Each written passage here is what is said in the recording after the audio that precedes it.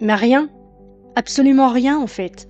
Parce que ce n'est pas une question de mérite, ce n'est pas une équation où tu aurais fait quelque chose de mal et où la vie t'aurait répondu par une absence de place.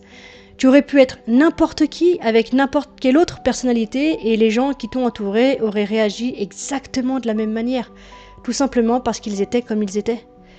Et ce qui est vertigineux, c'est de réaliser à quel point l'amour, l'appartenance, la reconnaissance ne sont pas des choses que l'on mérite ou que l'on gagne par ses qualités.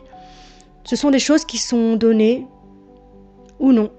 Et toi, tu es né dans un environnement où elles n'ont pas été données. Pas parce que tu étais insuffisante, pas parce que tu n'étais pas la bonne personne, mais parce que les gens autour de toi n'étaient pas capables de te les offrir. Et c'est là que la bascule peut être brutale.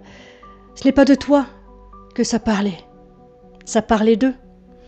Alors oui, c'est dingue, c'est insensé de voir à quel point un être humain peut être laissé à la marge, invisible, comme si son existence ne pesait rien pour ceux qui auraient dû l'accueillir. C'est violent, ça fait mal, et en même temps, tu as tenu.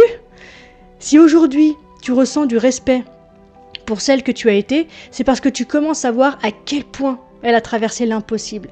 Et non seulement elle l'a traversé, mais elle est encore debout et elle se pose des questions sur comment avancer, comment explorer, comment choisir enfin pour elle.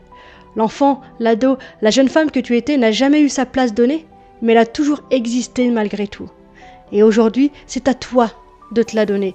Pas pour prouver quoi que ce soit, pas pour être enfin reconnu par ceux qui ne l'ont jamais fait, mais parce que tu es là.